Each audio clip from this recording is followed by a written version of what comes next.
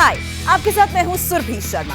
India TV YouTube channel subscribe करिए, bell icon दबाएं। नमस्कार, मैं हूं सौरभ शर्मा। मुख्तार अंसारी यूपी पहुंच चुका है। जिस एम्बुलेंस से मुख्तार जा रहा है वो एम्बुलेंस बस 2 मिनट पहले जेवर टोल प्लाजा के पास रुकी है और इस वक्त उसके आगे पीछे यूपी पुलिस की 20 गाड़ियां चल रही हैं। जमीन भी उत्तर प्रदेश की है। पिछले 6 घंटे से मुख्तार अंसारी एक बार भी एम्बुलेंस से बाहर नहीं निकला है। दोपहर 2 बजे से यह मुख्तार अंसारी के काफिले को ट्रैक कर रहे हैं। इस वक्त मुख्तार अंसारी की गाड़ी कहां पहुंची है, पहले ये रिपोर्ट देखिए, फिर आपको मुख्तार अंसारी की लाइव लोकेशन भी बताते हैं। तस्वीरें देखिए जरा। मुख्तार अंसारी इसी एम्बुलेंस के अंदर बैठा हुआ है। कुमार सोनू इस वक्त यहीं जेवर टोल प्लाजा के पास मौजूद है। कुमार, आप वहां क्या हो रहा है जरा तस्वीरें दिखा सकते हैं तो दिखाइए, कहां तक पहुंचे हैं? देखिए, सबसे पहले मैं तस्वीरें दिखाता हूँ। ये वही एम्बुलेंस है, व्हाइट एम्बुलेंस, जो कि रोपड़ जेल से मुख्तार अंसारी को लेकर निकली है। पूरी गाड़ी में शीशों को कवर किया गया है ताकि किसी भी तरीके से कोई फोटो ना आ सके। कई डीएसपी रैंक के अधिकारी सुरक्षा में चल रहे हैं। तमाम यूपी पुलिस के जो जवान है वो हथियारबंद तैनात किए गए हैं। बांदा पुलिस का वज्र वाहन भी चल रहा है। फिलहाल जेवर टोल प्लाजा के पास एक पेट्रोल पंप पर तमाम गाड़ियों में रिफिलिंग हो रही है फ्यूल की। फिलहाल आप देखिए, तमाम गाड़ियों में रिफिलिंग हो रही है और ये वही एम्बुलेंस है जिसमें जो बाहुबली है यूपी का मुख्तार अंसारी वो बैठा हुआ है। और दोपहर 2:03 पर ये गाड़ियां सारी रोपड़ जेल से निकली थी, लेकिन अब तक 2 बार स्टॉपेज लिया है। एक बार मोरथल में रुकी थी महज 2 से 4 मिनट के लिए और अब यहाँ पर जेवर में फ्यूल डलवाने के लिए तमाम गाड़ियों को रोका गया है। लेकिन इस दोनों बार में मुख्तार अंसारी बाहर नहीं आया, ना ही वो किसी तरीके से उसने कोई डिमांड की है। फिलहाल अभी तमाम जो पुलिस की गाड़ियां हैं घिरे हुए हैं, चारों तरफ घिरे हैं और पेट्रोल पंप पर भी किसी भी गाड़ी की एंट्री नहीं है। और जब तक ये काफिला नहीं निकल जाता तब तक जो पीछे का पूरा ट्रैफिक है यूपी पुलिस के द्वारा रोक दिया गया है ताकि जब मुख्तार अंसारी को लेकर यूपी पुलिस बांदा की तरफ रवाना हो यहाँ से तो कोई भी गाड़ी आगे ना हो। तो यानी आप ये देखें, इतना ध्यान रखा जा रहा है कि जब मुख्तार अंसारी की एम्बुलेंस चल रही है तो यूपी पुलिस की तमाम गाड़ियां जो है उसको घेर कर चल रही हैं। इसके बाद उस एम्बुलेंस के ठीक तकरीबन 200 मीटर का डिस्टेंस पीछे मेंटेन करते हुए पुलिस की कई गाड़ियां चल रही हैं ताकि कोई भी गाड़ी आगे ना आ सके। तो इस तरीके से सुरक्षा का ध्यान रखते हुए, सुरक्षा का प्रोटोकॉल को फॉलो करते हुए मुख्तार अंसारी को पंजाब से 25 महीने बाद यूपी पुलिस सुप्रीम कोर्ट के आदेश के बाद अब वापस यूपी की तरफ लेकर जा रही है। यूपी की में वापसी हो गई है और अब वापस उसी बांदा जेल में ले जाया जाएगा जहां पर मुख्तार अंसारी पहले भी जो है बंद हो चुका है। फिलहाल आप देखें, तमाम जो पुलिस के वाहन हैं वो इस वक्त उनमें रिफिलिंग की जा रही है। हम आपको बता दें कि एक्सटॉर्शन के केस में, मोहाली का एक एक्सटॉर्शन का केस है जिसकी शिकायत के बाद पंजाब पुलिस ने मुख्तार अंसारी को गिरफ्तार किया था और मार्च 2019 से वो रोपड़ जेल में बंद था। फिलहाल आप तस्वीरें देखें कि किस तरीके की तस्वीरें हैं। पेट्रोल पंप पर किसी भी गाड़ी की एंट्री और एग्जिट नहीं करने दे रहे हैं जब तक कि मुख्तार अंसारी की ये एम्बुलेंस का काफिला यूपी पुलिस की सुरक्षा में यहां से आगे नहीं निकल जाता। उम्मीद ये लगाई जा रही है कि सुबह तकरीबन 5 से 6 बजे के बीच में ये काफिला बांदा जेल पहुंच सकता है। वही बांदा जेल जहां पर मुख्तार अंसारी इससे पहले भी लंबे समय तक बंद रहा है। फिलहाल यूपी में वापसी हो गई है। एक लंबी लड़ाई लड़ी है यूपी सरकार ने सुप्रीम कोर्ट में पंजाब सरकार के खिलाफ और उसके बाद उस लड़ाई में जीत हासिल हुई है और उसके बाद अब मुख्तार अंसारी की वापसी हुई है। सुबह पुलिस पहुंच गई थी लेकिन तकरीबन 2:03 के करीब कागजी कार्रवाई करके रोपड़ जेल से निकली। रोपड़ जेल से जब निकली तो सीधा यूपी पुलिस अंबाला पहुंची। अंबाला से पानीपत, पानीपत से सोनीपत और उसके बाद ईस्टर्न पेरिफेरल हाईवे को उन्होंने अपना रास्ता बनाया और वहां से होते हुए सीधा ग्रेटर नोएडा का जो एग्जिट है, एग्जिट पॉइंट से उन्होंने एग्जिट किया और परी चौक होते हुए सीधा आगरा यमुना जो आगरा एक्सप्रेसवे है उस पर एंट्री की और इस वक्त जेवर टोल प्लाजा के पास यहां पर तमाम गाड़ियों में फ्यूल डलवाया जा रहा है ताकि आगे बांदा तक का सफर आसानी से तय किया जा सके। फिलहाल जो हमारे पास भी खबर है वो ये कि अब इसके बाद शायद ही कोई ऐसा स्टॉपेज हो जहां पर मुख्तार अंसारी की एम्बुलेंस रुके और उसे ब्रेक लगे। अब जो खबर हमारे पास है वो ये कि अब इसकी सीधी ब्रेक बांदा जेल में लगेगी। फिलहाल आप देखें कि तैयारियां पूरी हो गई हैं और अब कभी भी किसी भी समय यहां से एम्बुलेंस निकल सकती है। तमाम गाड़ियां स्टार्ट हो गई हैं, जो तमाम अधिकारी हैं वो इन गाड़ियों में बैठ गए हैं और अब ये काफिला सीधा बांदा जेल की तरफ रवाना होगा। फिलहाल तस्वीरें मैं आपको दिखा रहा हूं, ये देखिए यहां से जेवर टोल प्लाजा से गाड़ियां निकल चुकी है, काफिला निकल चुका है। पूरे सुरक्षा चाक चौबंद के बीच में निकला है, पूरे दल बल के बीच में जो एम्बुलेंस है मुख्तार अंसारी की वो निकली है। फिलहाल आप तस्वीरें देख रहे हैं, ये तस्वीरें जिसमें वज्र वाहन, ये वही वाहन है जो कि हमेशा दंगों या फिर लॉ एंड ऑर्डर की सिचुएशन को मेंटेन करने के लिए इस्तेमाल किया जाता है। लेकिन आप ये देखें कि यूपी पुलिस कितनी गंभीर है और ये देखें एम्बुलेंस है और पूरे तरीके से शीशों को कवर किया गया है ताकि किसी भी तरीके से मुख्तार अंसारी अपना कोई रिएक्शन ना दे सके। फिलहाल यूपी पुलिस के जवान भी इस एम्बुलेंस में बैठे हुए हैं ताकि किसी भी तरीके से मुख्तार अंसारी की एक भी तस्वीर जो है मीडिया को ना मिल सके। फिलहाल आप देखें कि पुलिस भी जो है कुमार सोनू लगातार इस एम्बुलेंस के साथ साथ ही चल रहे हैं। उन्होंने बताया कि ग्रेटर नोएडा में जेवर टोल प्लाजा है, उसके नजदीक गाड़ियों में तेल भरवाने के लिए यहां पर यह काफिला रुका था और उसके बाद अब यहां से सब लोग रवाना हो गए। वो एम्बुलेंस भी आगे की ओर बढ़ चुकी है। लेकिन आप देखिए सुरक्षा का आलम कि अगर 5 मिनट के लिए भी गाड़ी रुकती है तो दर्जन भर पुलिस वाले और सबके हाथों में ऑटोमेटिक हथियार हैं, वो उसे घेर कर खड़े हो जाते हैं। 20 गाड़ियां चल रही हैं इस काफिले के अंदर, लेकिन एक झलक भी कहीं से मुख्तार अंसारी की न मिल जाए किसी को, वो कोई रिएक्शन न दे पाए, इशारों में भी कुछ ना कह पाए, ऐसा बंदोबस्त यूपी पुलिस ने कर रखा है। और जितनी देर इस पेट्रोल पंप पर ये गाड़ियां खड़ी रही पुलिस की, वहां पर किसी और गाड़ी को आने नहीं दिया गया, अनुमति नहीं थी। आप देखिए कितनी गाड़ियां चल रही हैं इस वक्त, पुलिस की गाड़ियां। और कुमार सोनू जो है वो खुद इंडिया टीवी की गाड़ी में सवार होकर अब फिर इस काफिले के साथ साथ आगे बढ़ना शुरू होंगे और बांदा की जेल जहां जो गंतव्य है मुख्तार अंसारी का, वहां तक इंडिया टीवी का लाइव कैमरा आपको ये तस्वीरें दिखाता रहेगा। आपको बता दें कि मुख्तार अंसारी को रोपड़ से बांदा जेल शिफ्ट करना ये इतना बड़ा काम इसलिए लग रहा है क्योंकि 9 घंटे का रास्ता है, सड़क मार्ग से ये उसको लाया जा रहा है और मुख्तार अंसारी कितना कुख्यात है ये सब जानते हैं, इसीलिए इतना बड़ा सिक्योरिटी बंदोबस्त करना पड़ा। तो आपने देखा मुख्तार अंसारी की एम्बुलेंस 5 मिनट रुकी तो बाहर दर्जनों पुलिस वाले निकल आए। माहौल देखकर आपको सिक्योरिटी का अंदाजा लग गया होगा। आज रोपड़ से लेकर जेवर तक ऐसा ही नजारा देखा गया और बांदा तो अभी कुछ दूर है। आज की रात मुख्तार के लिए बहुत डराने वाली है।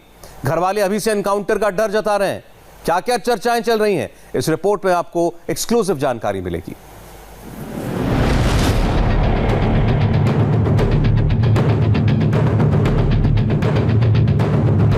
मुख्तार अंसारी यूपी की सीमा में दाखिल हो गया है, मगर मुख्तार अंसारी के बांदा जेल तक पहुंचने में अभी कम से कम 10 घंटे का वक्त है। ये 10 घंटे मुख्तार और यूपी पुलिस दोनों के लिए बहुत बड़ी परीक्षा का वक्त है। मुख्तार अंसारी को लेकर यूपी पुलिस का काफिला यमुना एक्सप्रेसवे पर पहुंच चुका है और आप ठीक मेरे सामने देख सकते हैं, आगे वज्र है और उसके आगे एम्बुलेंस चल रही है जिसमें जो मुख्तार अंसारी है वो लेटा हुआ है। लगभग 400 किलोमीटर का सफर अब तक तय हो चुका है और अभी भी लगभग 500 किलोमीटर का सफर होना बाकी है। 2 साल से ऊपर से लगातार वो यूपी की जेल में आने से बच रहा था, लेकिन अब जिस तरह से यूपी सरकार लगातार ये कोशिश कर रही थी कि मुख्तार अंसारी यूपी के जेल के अंदर पहुंचे, क्योंकि कई मुकदमे उसके खिलाफ यूपी के अंदर चल रहे हैं और अब ये यूपी पुलिस की और यूपी सरकार की मेहनत रंग लाई है और मुख्तार अंसारी को अब बांदा जेल लेकर जाया जा रहा है। मुख्तार अंसारी पर 4 तरह के खतरे हैं। खतरा नंबर 1, मुख्तार अंसारी का गैंग ही पुलिस पार्टी पर हमला कर सकता है। खतरा नंबर 2, मुख्तार अंसारी का विरोधी गैंग डॉन को खत्म करने की कोशिश कर सकता है। खतरा नंबर 3 का शक खुद मुख्तार की बीवी ने जताया है। सुप्रीम कोर्ट में याचिका डालकर मुख्तार की बीवी ने कहा कि उसके शौहर का एनकाउंटर हो सकता है। और खतरा नंबर 4, मुख्तार अंसारी की तबीयत खराब रहती है, रात के समय सड़क मार्ग पर कुछ भी हो सकता है।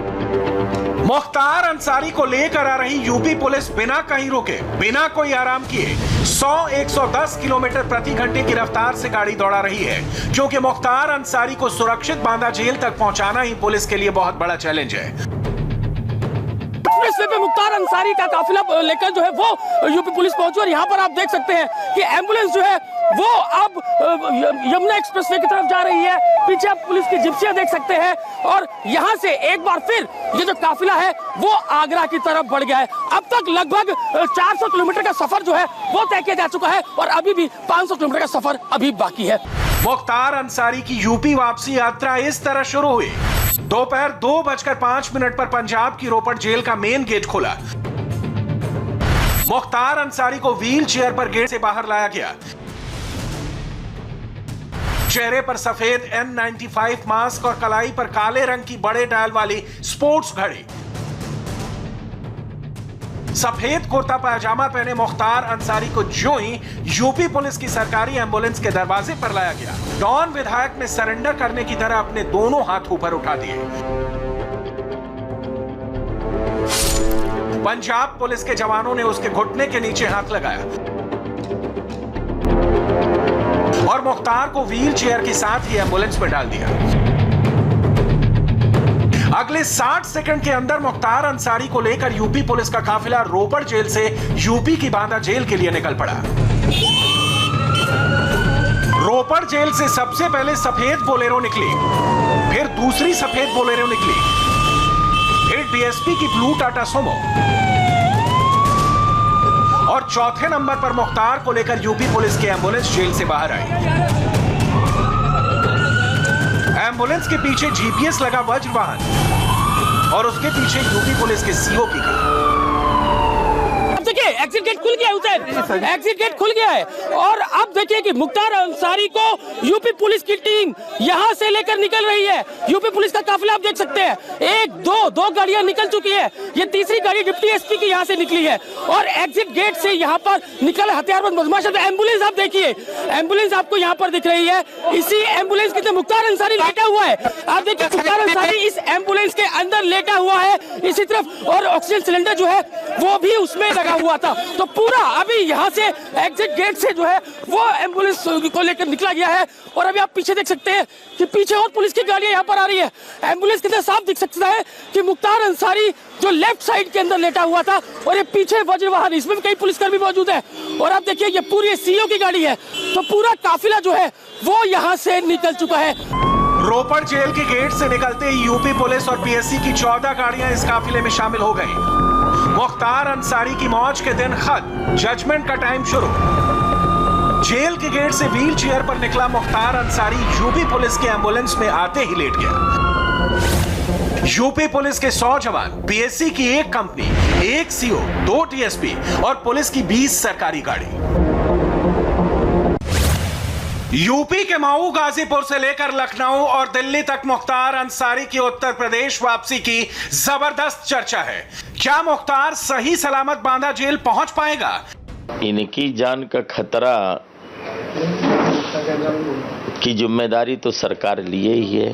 100 लोगों को भेजा है, इसके अलावा पीएससी के लोग गए हैं, सीओ स्तर के अधिकारी गए हैं। जितने अधिकारियों की जरूरत है और जितनी पुलिस की जरूरत है, पूरी लोग पंजाब भेजे गए। पूरे रास्ते में कहीं कोई दिक्कत ना हो, पूरा अलर्ट करके जिस रूट से आना है वहाँ पे भी जहाँ जरूरत होगी वहाँ पे इंतजाम पूरी तरह किया। इंडिया टीवी के 5 रिपोर्टर मुख्तार अंसारी के बारे में हर हलचल का अपडेट देने के लिए रोपड़ से लेकर बांदा तक मौजूद हैं। पंजाब की जेल से यूपी की जेल तक मुख्तार अंसारी के काफिले को हमारे 3 रिपोर्टर ट्रैक कर रहे हैं। मुख्तार अंसारी किस रास्ते से यूपी लाया गया है और किस रूट से वो बांदा जेल पहुंचाया जाएगा, पूरा रूट मैप ग्राफिक्स के जरिए समझिए। रोपड़ से खरड़ बाईपास होते हुए यूपी पुलिस का काफिला अंबाला पहुंचा। अंबाला से सारी गाड़ियां करनाल की ओर बढ़ी। करनाल से यूपी पुलिस ने केएमपी रोड पकड़ी और पानीपत से होते हुए सोनीपत आए। सोनीपत से ईस्टर्न पेरिफेरल रोड होते हुए मुख्तार अंसारी यूपी में दाखिल हो गया। पंजाब से हरियाणा होते हुए यूपी पहुंच जाने के बाद अब मुख्तार अंसारी को बांदा जेल के अंदर तक पहुंचाने का चैलेंज है। यूपी के ग्रेटर नोएडा से मुख्तार को यमुना एक्सप्रेसवे के रास्ते मथुरा, आगरा और फिर आगरा लखनऊ एक्सप्रेसवे होते हुए इटावा, औरैया, हमीरपुर और अंत में बांदा जेल तक पहुंचाया जाएगा। बांदा जेल तक पहुंचने में यूपी पुलिस की टीम को सुबह 6 बज सकते हैं। दिन का सफर खत्म हुआ, रात का सफर बाकी है। पंजाब और हरियाणा में पड़ने वाला रूट छोटा था, यूपी के अंदर रास्ता लंबा है। यूपी में मुख्तार का काफिला उस रास्ते से भी गुजरने वाला है जो गैंगवार के लिए कुख्यात रहा है। क्या मुख्तार अंसारी के साथ कोई अनहोनी होगी? मुख्तार पर खतरा तो है, लेकिन खतरे का काउंटर करने के लिए पुलिस की तैयारी भी जबरदस्त है। रोपड़ जेल से चलकर के उत्तर प्रदेश की सीमा में मुख्तार अंसारी का काफिला पहुंच चुका है। उत्तर प्रदेश पुलिस के 100 जवान मुख्तार अंसारी को लेकर के बांदा पहुंचने वाले हैं, लेकिन उससे पहले बांदा के ओर जाने वाले जो सभी रास्ते हैं, उन सभी रास्तों पर आप देख सकते हैं कि जो पुलिस की व्यवस्था है वो पूरी तरीके से चाक चौबंद है। हर जगहों पर पुलिस पार्टी पूरी तरीके से पेट्रोलिंग कर रही है। जिस तरीके के निर्देश दिए गए थे उत्तर प्रदेश के गृह विभाग की तरफ से कि जिन जिन रास्तों से, जिन जिन हाईवे से होकर के गुजरेगा मुख्तार का काफिला, उन सभी जगह पुलिस पार्टी मौजूद रहेगी, पुलिस की पेट्रोलिंग मौजूद रहेगी। और लोकल एसएचओ, थाना अध्यक्ष जो हैं वो पूरी अपनी बीट के लोगों के साथ, पूरे थाने के लोगों के साथ सड़क पर मौजूद हैं। तो ये कहा जा सकता है कि जिन जिन हाईवे और जिन जिन रास्तों से होकर के मुख्तार का कॉन्वॉय गुजर रहा है बांदा जेल पहुंचने के लिए, उन सभी जगहों पर पुलिस ने पूरी तरीके से चाक चौबंद व्यवस्था की है ताकि रास्ते में किसी भी तरीके की कोई भी चूक ना होने पाए। मुख्तार अंसारी को पंजाब से यूपी शिफ्ट करने का ऑर्डर सुप्रीम कोर्ट ने दिया है। योगी आदित्यनाथ सरकार ने कोर्ट में मुख्तार अंसारी की सुरक्षा की गारंटी दी है, इसलिए इतने इंतजाम किए गए हैं। यूपी का डॉन नंबर 1 बांदा जेल पहुंचेगा तो वहां कैदी नंबर 1 होगा। बांदा जेल में मुख्तार को कैसे रखा जाएगा, इसकी एक्सक्लूसिव डिटेल के बारे में इंडिया टीवी की ब्यूरो चीफ रुचि कुमार ने सीधे यूपी के जेल मंत्री जय कुमार जैकी से पूछा। मुख्तार अंसारी पहले भी बांदा जेल में रह चुका है, तो इस बार जो है खास सुरक्षा के इंतजाम होंगे, कुछ अलग बैरक बनाई जा रही है। कौन सी बैरक में रखा जाएगा मुख्तार अंसारी को? वहाँ बैरक अलग ही थी, जिसमें पहले थे उसी बैरक में रहना है, बस उसके इंतजाम सुरक्षा के और अधिक किए जा रहे हैं। और इसके अलावा जो भी जेल में बंदियों, कर्मचारियों की कमी है उसे पूरा करके कि कहीं कोई दिक्कत परेशानी ना हो, इसका इंतजाम पूरी तरह किया जा रहा है। जैसे जेल में सीसीटीवी लगे रहते हैं, तो बांदा जेल में जो सीसीटीवी है उनको क्या चेक करा लिया गया है कि पूरी तरह से निगरानी जेल की रखी जा सके? पूरी बांदा की पूरी जेल पर सीसीटीवी कैमरे लगे हैं और वहां से हम अपने वीडियो वाल के द्वारा जेल मुख्यालय में, हमारे उत्तर प्रदेश की लगभग सभी जेलें हैं जो हमारे जेल मुख्यालय से जुड़ी है, हम जेल मुख्यालय में बैठ करके उनकी मॉनिटरिंग जेलों की कर सकते हैं, जेल की गतिविधियों को देख सकते हैं।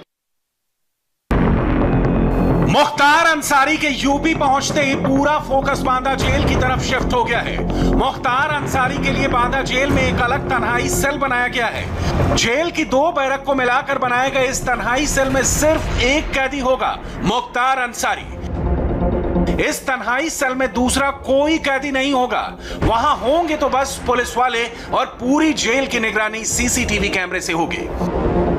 ये कैमरे लखनऊ से कनेक्टेड होंगे, यानी तीसरी आंख पूरी निगरानी करेगा।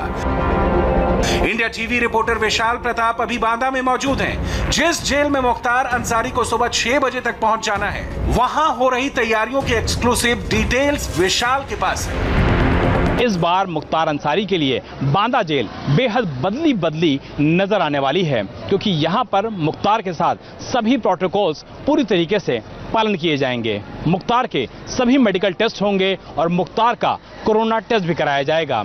जिस तन्हाई बैरक में मुख्तार अंसारी को रखा जाएगा, उसे 2 छोटी बैरकों को जोड़ के बनाया गया है। जिस जेल को मुख्तार अंसारी पहले ऐशगाह समझता था, इस बार मुख्तार अंसारी को यह एहसास होगा कि उत्तर प्रदेश की जेलों में अगर समस्या है, दिक्कत है आम कैदियों की तरह, तो वाकई में वो क्या होती है। और इस बार अंसारी उस सभी दिक्कतों को एहसास भी करने वाला है। बांदा जेल में सिक्योरिटी बढ़ा दी गई है। जेल में पहले से जो कैदी रह रहे हैं उनके डिटेल्स जमा किए जा रहे हैं। पता लगाया जा रहा है कि कहीं मुख्तार से किसी कैदी से पहले का कोई ताल्लुक तो नहीं। मुख्तार अंसारी के बांदा जेल पहुंच जाने के बाद भी जेल में जो कैदी आएंगे उन पर पूरी नजर रखी जाएगी। जेल में आने वाले मुलाकातियों का भी पूरा हिसाब होगा। मुख्तार अंसारी के बारे में कहा जाता है कि वो जिस जेल में रहता है वहां उसके गुर्गे भी छोटे मोटे अपराध करके पहुंच जाते हैं, इसलिए डेटा तैयार करने की पूरी कवायद की जा रही है। बांदा, चित्रकूट और हमीरपुर में बाहर से आने वाले हर शख्स की निगरानी होगी। जेल के आसपास जो नए किराएदार आएंगे उन पर भी नजर रहेगी। मुख्तार अंसारी यूपी पुलिस के लिए सबसे बड़ा कैच है। पूरे 27 महीने बाद वो यूपी आया है और अब उसके गुनाहों का पूरा हिसाब होगा। और जैसा हम आपको प्रोग्राम की शुरुआत में दिखा रहे थे, मुख्तार अंसारी को लेकर यूपी पुलिस की टीम जेवर टोल प्लाजा से आगे निकल चुकी है और काफिले की सभी 20 गाड़ियों के पेट्रोल रिफ्यूलिंग की गई है। इस काफिले का अगला स्टॉपेज अब बांदा जेल ही होगा, यानी यहां से अगले 500 किलोमीटर का जो सफर है, इस बीच में गाड़ियां कहीं नहीं रुकेंगी। ये पूरा सफर रात में तय करना होगा। और मुख्तार के काफिले के साथ साथ हमारे रिपोर्टर कुमार सोनू चल रहे हैं और हमारे दूसरे सहयोगी विशाल प्रताप सिंह, वो इस वक्त बांदा जेल के पास मौजूद है जहां पर मुख्तार अंसारी को पहुंचना है। तो पहले कुमार, आपके पास आना चाहते हैं, यहां से कितनी देर का रास्ता और बाकी है? बांदा पहुंचने में कितना वक्त लगेगा? देखिए, अगर सौरभ इन्होंने कहीं पे भी स्टॉपेज अगला नहीं लिया, यानी तीसरा स्टॉपेज नहीं लिया, तो मुझे लगता है कि तकरीबन 5 साढ़े 5 बजे के आसपास पहुंच जाना चाहिए। मैं पहले आपको तस्वीरें दिखाऊं, आप ये देखिए, यूपी पुलिस के दो जो सीओ हैं वो तमाम ट्रैफिक को रोक कर चल रहे हैं और इनसे तकरीबन 100 मीटर की दूरी पर मुख्तार अंसारी को लेकर यूपी पुलिस जा रही है और तमाम गाड़ियों ने, यूपी पुलिस की तमाम गाड़ियों ने मुख्तार अंसारी की एम्बुलेंस को घेरा हुआ है और उनके ठीक पीछे 100 मीटर की दूरी पर 2 सीओ की गाड़ी चल रही है, जिसमें खुद डिप्टी एसपी रैंक के अधिकारी बैठे हुए हैं और किसी भी गाड़ी को आगे नहीं जाने दिया। फिलहाल यहां से काफिला निकल चुका है। तकरीबन अब 450 किलोमीटर के करीब का सफर बचा है और क्योंकि गाड़ियां जो हैं 80 और 90 किलोमीटर प्रति घंटे की रफ्तार से चल रही हैं, तो मुझे लगता है कि तकरीबन 5 बजे के आसपास एक बार फिर मुख्तार अंसारी उसी बांदा जेल में पहुंच जाएगा जहां वो एक लंबे समय तक बंद रहा है। फिलहाल तमाम सुरक्षा के बीच सुप्रीम कोर्ट के आदेश के साथ पंजाब की रोपड़ जेल से मुख्तार अंसारी को लेकर निकली है। हालांकि स्वास्थ्य का हवाला देते हुए मुख्तार अंसारी यूपी नहीं जाना चाहता था। एक केस में, एक्सटॉर्शन के एक केस में जो है वो मार्च 2019 से बंद था रोपड़ जेल में। लेकिन अभी जो आप तस्वीरें दिखा रहे हैं कुमार सोनू, ये बड़ा इंटरेस्टिंग है। ऐसा लगता है कि जो पुलिस की गाड़ियां हैं एक खास फॉर्मेशन में चल रही हैं, सारी लेन्स में, सड़क हाईवे की हर लेन में पुलिस की एक गाड़ी है और इसको क्रॉस करके जो नॉर्मल ट्रैफिक है वो ऐसा लगता नहीं कि आगे जा सकता है। होशियार पकड़। देखिए, बिल्कुल एक भी गाड़ी को आगे नहीं जाने दिया जाएगा। ये देखिए, एक बार फिर जो है तमाम गाड़ियों को रोक दिया गया है। तमाम ये देखिए, आगे एक और बार जो है ट्रैफिक रोका गया है और जो डिप्टी एसपी रैंक के अधिकारी हैं वो रुके और ये एम्बुलेंस एक बार फिर आगे की तरफ बढ़ रही है। पता नहीं क्यों रोका था, लेकिन महज 10 सेकंड के लिए गाड़ियां रुकी थी। शायद जो गाड़ियां हैं वो थोड़ा आगे पीछे हुई है, तो इस लिहाज से ताकि सुरक्षा में कोई सेंध ना हो और फिर दोबारा से डिप्टी सीओ, जो सीओ हैं, डिप्टी एसपी रैंक के अधिकारी होते हैं, वो तमाम जो गाड़ियां हैं, आम ट्रैफिक है, उन्हें रोक कर चल रहे हैं। तो इतनी संजीदगी से लेकर जा रही है यूपी पुलिस ताकि किसी भी तरीके से कोई भी हादसा ऐसा ना हो और दोबारा से यूपी पुलिस के ऊपर दाग लगे। तो फिलहाल अब सुप्रीम कोर्ट में तो लड़ाई जीत ली है, लेकिन अब जो बाकी मुकदमे हैं मुख्तार अंसारी के ऊपर थोड़ा चलेंगे। कुछ ही घंटों का सफर कुमार सोनू बाकी है और जैसा आप बता रहे थे, ये उसी बांदा जेल में पहुंच जाएगा जहां काफी अरसा बिता चुका है मुख्तार अंसारी। लेकिन इस बार उस जेल में रहने का अनुभव मुख्तार अंसारी का पहले से बहुत अलग होने जा रहा है। क्यों और कैसे, ये आपको बताने के लिए विशाल प्रताप सिंह हमारे साथ जुड़े हैं। विशाल। सौरभ, इस बार अगर बात किया जाए मुख्तार अंसारी की, तो पिछली बार जब वो बांदा जेल में था तो वो बैरक नंबर 15 में था, लेकिन इस बार मुख्तार अंसारी के लिए स्पेशल डिजाइन की गई है तन्हाई सेल। 2 छोटी बैरकों को जोड़ करके इस तन्हाई सेल को बनाया गया है और यहीं पर रहेगा उत्तर प्रदेश का most wanted number 1 Mukhtar Ansari. जो हमारी सोर्सेज से बातचीत हो रही है, जेल अथॉरिटीज से बातचीत हो रही है, उत्तर प्रदेश पुलिस के सीनियर ऑफिसर्स से बातचीत हो रही है, सभी का यह कहना है कि इस बार मुख्तार अंसारी को यह एहसास होगा कि उत्तर प्रदेश की जेलों में कितनी ज्यादा सख्ती होती है। हमेशा उसने इस बात की तस्दीक की है कि निश्चित तौर पर वो उत्तर प्रदेश क्यों नहीं जाना चाहता है। तो इस बार मुख्तार अंसारी को यह पता लगेगा कि क्यों नहीं वो वाकई में आना चाह रहा था, किस वजह से उसके ऊपर सख्तियां होने वाली हैं। और इसको देखते हुए सुरक्षा के चाक चौबंद इंतजाम न सिर्फ जेल के बाहर किए गए हैं, बल्कि जेल के अंदर भी उतने ही सुरक्षित इंतजाम किए गए हैं। सीनियर ऑफिसर्स को, जेल अथॉरिटीज के और जो जिले के पुलिस ऑफिसर्स होते हैं, उनके साथ बाकायदा मीटिंग हुई है और उसके बाद यह तय किया गया है कि मुख्तार अंसारी के यहां पहुंचने के बाद सभी तरीके के मेडिकल टेस्ट होंगे, कोरोना का टेस्ट कराया जाएगा, जिसमें RT-PCR का टेस्ट भी शामिल होगा। चूंकि RT-PCR टेस्ट पंजाब में नहीं हो पाया है, एंटीजन टेस्ट भी यहां पे कराया जाएगा ताकि ये स्पष्ट किया जा सके, ये सुनिश्चित किया जा सके कि मुख्तार अंसारी किसी भी तरीके के कोरोना जैसे वायरस से तो ग्रसित नहीं है। तो ये कहा जा सकता है कि हर तरीके से मुख्तार अंसारी के ऊपर नजर होगी। नजर न सिर्फ ऑफिसर्स की होगी बल्कि CCTV की भी होगी, जो कि लखनऊ में पूरी तरीके से वीडियो वॉल के जरिए उत्तर प्रदेश के सीनियर ऑफिसर्स जो हैं वो लगातार देखेंगे कि बांदा जेल के अंदर उत्तर प्रदेश का टॉप मोस्ट वांटेड नंबर 1 आखिर कर रहा है तो क्या कर रहा है, और इसकी नजर सीधे लखनऊ से कनेक्टेड होगी। तड़के किसी वक्त मुख्तार अंसारी बांदा जेल पहुंच सकता है अगर ये काफिला नहीं रुका तो। ये कुमार सरू ने थोड़ी देर पहले आपको बताया था। लेकिन जब से सुबह से विशाल रोपड़ जेल से बाहर निकला है मुख्तार अंसारी, तब से खास तौर पर सोशल मीडिया पर एक ही टॉपिक ट्रेंड कर रहा है कि कहीं विकास दुबे जैसा हश्र तो नहीं होने वाला मुख्तार अंसारी का। आप लगातार टच में रहते हैं सरकार में अफसरों के साथ। मुख्तार अंसारी सही सलामत पहुंचे जेल तक, क्या इस बात की पूरी गारंटी सरकार ले रही है?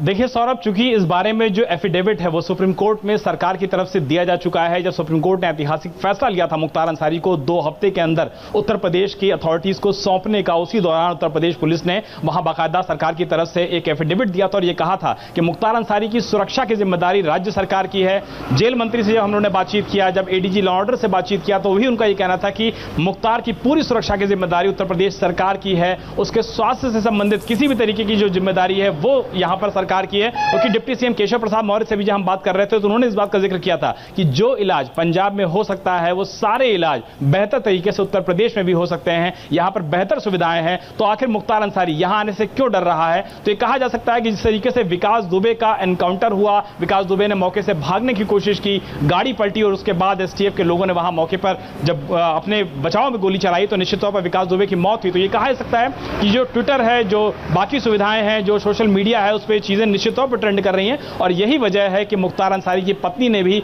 आज सुप्रीम कोर्ट में एक याचिका लगाई थी और उसने इस बात का जिक्र किया था कि उत्तर प्रदेश में उसके पति की हत्या हो सकती है, लिहाजा सुप्रीम कोर्ट इस मामले में इंटरवीन करे और मुख्तार अंसारी सुरक्षित बांदा जेल में पहुंच जाए, इसको लेकर के गुहार लगाई थी, जिसकी तस्दीक उत्तर प्रदेश। खैर, जो तस्वीरें दिखाई दे रही हैं अभी तक आपके कैमरे से, उससे तो ये लगता है कि इस बार एक फुल प्रूफ सिक्योरिटी के बीच मुख्तार अंसारी को ले जाया जा रहा है, ट्रांसफर किया जा रहा है बांदा जेल। बहुत बहुत शुक्रिया कुमार सोनू, विशाल प्रताप सिंह, आप दोनों का। बंगाल चुनाव का राउंड 3 आज खत्म हो गया। तीसरे चरण में करीब 78% वोटिंग हुई है और हुगली में तकरीबन 80%, हावड़ा में 77% और साउथ 24 परगना में 76%। लेकिन आज की सबसे बड़ी हेडलाइन बनी मोदी की रैली से। प्रधानमंत्री मोदी ने मुसलमान वोटर्स के बारे में आज क्या कहा, ममता बनर्जी को क्या चेतावनी दी, ये समझने के लिए ग्राउंड जीरो पर चलते हैं। इस रिपोर्ट में मोदी की रैली भी है, राउंड 3 की वोटिंग भी है और कैमरे पर एक एक वोटर का रिएक्शन भी है। धमकी, लठबाजी, शोर शराबा, जबरदस्त हंगामा। बंगाल के राउंड 3 में फुल ऑन एक्शन था। हावड़ा से लेकर हुगली और साउथ 24 परगना तक सॉलिड पैनिक था। हावड़ा में टीएमसी नेता पब्लिक के बीच पहुंचा मगर उसे उल्टे पैर भागना पड़ा।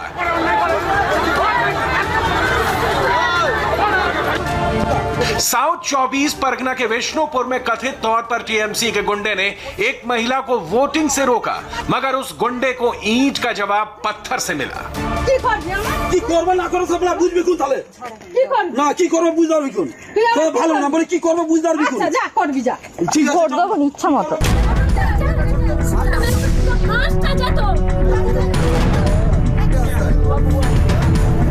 इंडिया टीवी के 3 रिपोर्टर्स ने सब कुछ अपनी आंखों से देखा। कहां क्या हुआ, कैसे हुआ, ये सब अपने कैमरे पर कैप्चर किया। मंगलवार को जिस वक्त बंगाल के वोटर्स 31 सीटों पर उम्मीदवारों की किस्मत ईवीएम में बंद कर रहे थे, उस वक्त मोदी कूच बिहार और हावड़ा में थे। क्राउड का रिस्पांस देखकर लग रहा है कि इस बार बंगाल परिवर्तन के मूड में है। वोटर्स के बीच मोदी की लोकप्रियता ही बीजेपी का रामबाण है। इस वक्त बंगाल में दादा मतलब मोदी है तो दीदी मतलब ममता। भारत माता की भारत माता की। मोदी ने मंगलवार को 2 अलग अलग लोकेशन से दीदी पर अब तक का सबसे तीखा सियासी हमला किया है। एग्जैक्ट 75 मिनट में राउंड 4 का माहौल सेट कर दिया है। अभी हाल ही में आपने कहा कि सभी मुसलमान एक हो जाओ, वोट बंटने मत दो। दीदी, आप ये कह रही है, इसका मतलब है कि आपको यकीन हो गया है कि मुस्लिम वोट बैंक की आपकी जो ताकत आप मानती थी, वो मुस्लिम वोट बैंक भी आपके हाथ से निकल गया है। आप चुनाव के मैदान में सेल्फ गोल कर चुकी है। आपने खुद ही अपनी सच्चाई स्वीकार कर ली है। ओ दीदी, चुनाव में कौन हार रहा है, कौन जीत रहा है, ये पता करने के लिए भगवान को कष्ट देने की जरूरत नहीं है। ये जो जनता जनार्दन है ना, वो ही भगवान का रूप होती है। अरे जनता जनार्दन का चेहरा देख करके पता चलता है कि हवा का रुख क्या है। यही तो ईश्वर का अवतार है। मोदी ने आगे क्या कहा, कैसे दीदी को घेरा, ये देखने सुनने से पहले राउंड 3 की ग्राउंड रिपोर्ट देखते हैं। फेज 3 में बंगाल के वोटर्स ने बम्पर वोटिंग की। हुगली में 80% से ज्यादा, हावड़ा में 79% से ज्यादा और साउथ 24 परगना में 77% से ज्यादा। लगातार तीसरे राउंड में इतने बड़े पैमाने पर हुई वोटिंग क्या संकेत दे रही है, ये पता करना पॉलिटिकल विश्लेषकों का काम है। मगर ग्राउंड 0 पर वोटर्स का मूड देखकर कहा जा सकता है कि टक्कर कांटे की है। मूड दीदी के फेवर में भी है और मोदी को भी फुल मार्क्स मिल रहे हैं। হাওয়াটা কার চলছে এখানে? দিদি নাকি মোদি? এখানে হাওয়া দিদির আছে। আপনার नाम की? मफिजुल से। अच्छा, जैसे इन्होंने कहा कि यहाँ पर हवा दीदी की और परिवर्तन इनको नहीं चाहिए, क्या नाम? नहीं, परिवर्तन नहीं चाहिए। अच्छा, इनको परिवर्तन नहीं चाहिए। हवा किसकी है? दीदी का है। अब्बास सिद्दीकी? अब्बास सिद्दीकी मेरा पसंद नहीं है। की नाम? সাফিরউদ্দিন শেখ। अच्छा, परिवर्तन? পরিবর্তন বাস যেটাই আছে ওটাই থাকবে। হাওয়াটা কার? দিদি না দাদা? এখানে তো দিদিরই হাওয়া আছে। अब्बास भाईजान? না, ওই তো এখানে কোনো এফেক্ট নেই। अब्बास भाईजान की कोई हवा नहीं है, इनको दीदी ही चाहिए। की नाम? की नाम? মনিরুল শেখ। अच्छा, এখানে কি পরিবর্তন? না না, দিদি না মোদি? দিদি। मोदीर हवा ना এখানে दीदीर हवा? না, উভয় সমান আছে। अच्छा, कह रहे हैं कि दीदी और मोदी दोनों में ही टक्कर है। देखिए, जब से है तो किसी भी पार्टी का अगर हम बताते हैं तो वो दोनों तरफ से होगा। मतलब बहुत नेगेटिव और पॉजिटिव दोनों पॉइंट दोनों पार्टीज में।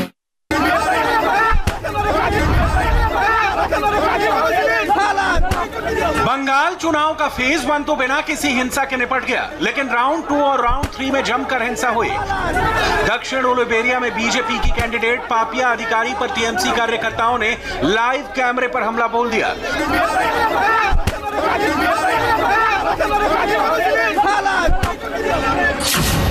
कुछ ऐसी तस्वीरें बरुईपुर पूर्व विधानसभा से भी आईं। टीएमसी कार्यकर्ताओं पर हमले और गोलीबारी के आरोप लगे। बात सिर्फ हिंसा तक नहीं रुकी। साउथ 24 परगना की कैनिंग पश्चिम विधानसभा में खूब गोलमाल हुआ।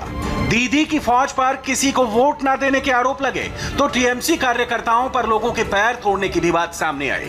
ये दीदी का गढ़ था, यहाँ हिंसा का पुराना ट्रैक रिकॉर्ड है। इंडिया टीवी संवाददाता पवन नारा ग्राउंड 0 पर पहुंचे और एक एक डिटेल इकट्ठा की। আমাদের ভোট দিতে দিচ্ছে না স্যার। আমাদের এসে कौन सा ग्राम की গ্রাম নিগারি ঘাটা অঞ্চল স্যার, আমাদের ক্যানিং পশ্চিম, আমাদের পোলিং বুথ নাম কি 194 স্যার। कौन वोट नहीं देने दे रहा है? আমাদের টিএমসি নেতা যে আপনার মহরম শেখ ভোট দিতে দিচ্ছে না, মেয়েরা কোনো ভোট দিতে যাচ্ছে তাদের মারধর করছে, এটা তো করা উচিত না। इस वक्त हम कैनिंग पश्चिम विधानसभा में हैं और यहाँ बहुत से लोग सड़क पर आए हैं और इनमें बुजुर्ग लोग महिलाएं भी हैं, मारा है उन्होंने। हाँ, कितने लोगों को वोट नहीं देने दे रहे? बहुत लोग है, बहुत लोग है। हाँ, 50 बोलो ये बाबा झामला बच्चे सब वोट दीची जाए ना बाबा। ना कौन नहीं देने दे रहा है? वही मावरान से वोट दी ना। ये यहाँ पर स्थिति ये है कि दोनों पाँव पर चोट लगी है। ये मेरे को भी दिखा के लाया है। कब हुआ ये? रात 12 बजे। रात 12 बजे। तो क्या कह के किसने पीटा और क्यों पीटा? नाम बोल क्या अब लोग ये जानना चाहते हैं कि फेज 3 में जो हिंसा हुई, कथित तौर पर टीएमसी ने वोटर्स को डराने धमकाने का जो प्रोग्राम चलाया, उसके पीछे की वजह क्या है? इसे कुछ फैक्ट से समझते हैं। हावड़ा में मुस्लिम आबादी करीब 27% है। उलुबेरिया जहां राउंड 3 में हिंसा हुई, वहां करीब 45% मुस्लिम है। ठीक इसी तरह हुगली में मुस्लिम आबादी करीब 16% है। आरामबाग से भी हिंसा की खबरें आई, यहां की मुस्लिम आबादी करीब 21% है। दूसरी तरफ साउथ 24 परगना में मुस्लिम आबादी करीब 36% है। और जिस कैनिंग वेस्ट में हिंसा की खबर आई, डराने धमकाने की बात सामने आई, वहां मुस्लिमों की संख्या 30% से ज्यादा है। मुस्लिम वोट बैंक का फायदा हमेशा ही ममता बनर्जी को मिलता रहा है, लेकिन इस बार अब्बास सिद्दीकी की पार्टी आईएसएफ ने ममता की नींद उड़ा दी है। तीसरे चरण में आईएसएफ 31 में से 8 सीटों पर चुनाव में खड़ी थी। दक्षिण 24 परगना के कुल्पी, मंदिर बाजार, कैनिंग और मोगराहाट, हावड़ा का जगत बल्लभपुर, हुगली का जंगीपाड़ा, हरिपाल और खानाकुल, ये 8 सीटें इस बार घुमा सकती हैं सत्ता की राह। इन 8 सीटों पर सभी जगह 20 से 30% अल्पसंख्यक वोटर्स हैं, जो जीत या हार में निर्णायक भूमिका रखते हैं। राउंड 3 में दीदी इसी मुस्लिम वोट को अपने पाले में करना चाहती थी। दीदी ने मंच से बाकायदा ऐलान भी किया था कि मुस्लिम टीएमसी को ही वोट दें और अपना वोट बंटने ना दे। दीदी को कुछ हद तक इसमें कामयाबी तो मिली, मगर पीरजादा अब्बास सिद्दीकी ने टीएमसी के साथ खेला कर दिया। वोटर्स का एक बड़ा वर्ग आईएसएफ के पक्ष में दिखाई दिया। इंडिया टीवी संवाददाता अमित पालित को साउथ 24 परगना में कई ऐसे मुस्लिम वोटर्स मिले जो दीदी के खिलाफ गुस्से में दिखे। जिस इलाके में ये रहते हैं उस इलाके में बताया जाए, जो टीएमसी के जो लोग हैं इनको रोकते हैं, इनको वोट देने नहीं देते हैं, करीब पकड़ के लेके मारते हैं लोग। अच्छा, बोल रहे हैं रास्ता में पकड़ मारते हैं, बाजार जाते हैं बाजार से मारते हैं। अच्छा हाँ भाई, यहाँ से उठा के लेके जाते हैं टीएमसी के लोग। टीएमसी लोग। अच्छा तो आप लोग यहाँ पर कितने मुस्लिम परिवार रहते हैं टोटल? 250 है। अच्छा, 200-400 लोग? 400 लोग है। हमारा बस्ती में 400 लोग है, मुस्लिम है हम लोग। मंगलवार को मोदी ने भी दीदी के इसी डर की बात की। कूच बिहार से लेकर हावड़ा तक 2 रैलियों में मोदी ने डंके की चोट पर कहा भी और समझाया भी कि दीदी की हार क्यों तय है। मुस्लिम भी आपसे दूर हो गए हैं। आपको पब्लिकली ऐसा कहना पड़ रहा है, इसी से पता चलता है कि आप इलेक्शन हार गई है।